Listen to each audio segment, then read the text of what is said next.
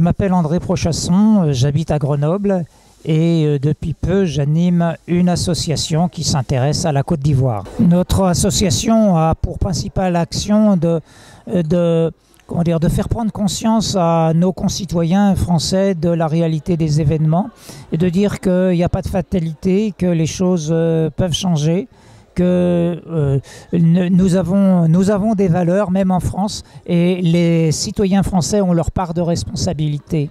Eh bien, c'est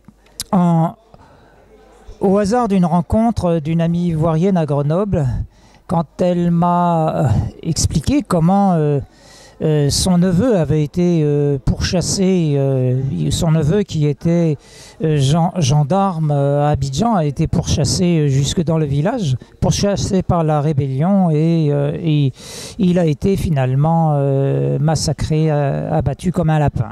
Et à ce moment-là, j'ai ouvert les yeux quand j'ai compris que cette rébellion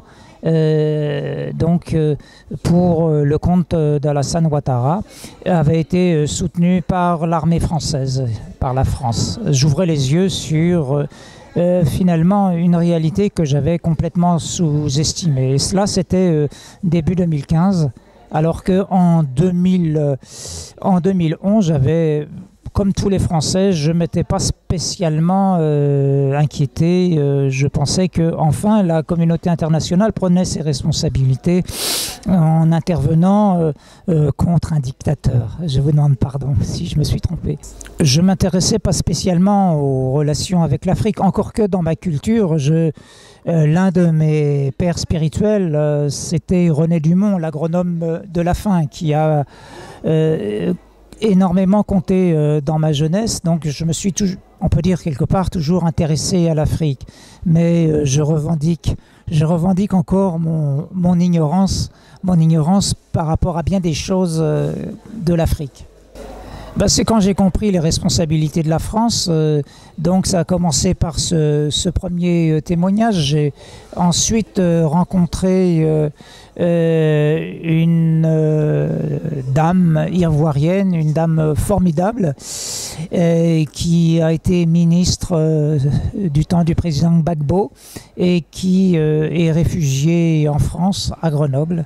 Et elle a beaucoup compté pour ma connaissance des événements. Finalement, pour reprendre une phrase célèbre,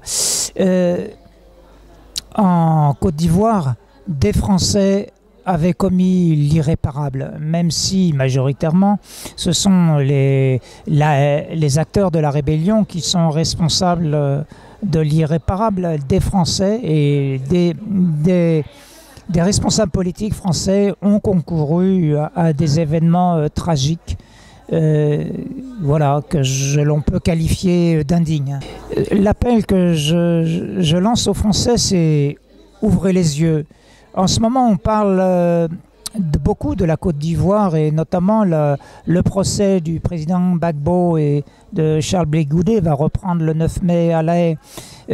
Écoutez, tenez-vous au courant, informez et vous comprendrez que la réalité est quand même bien différente.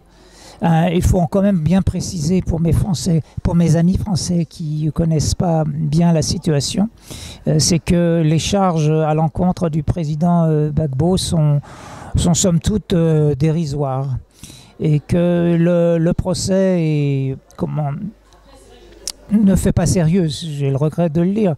Certains ont pu qualifier ce procès de mascarade.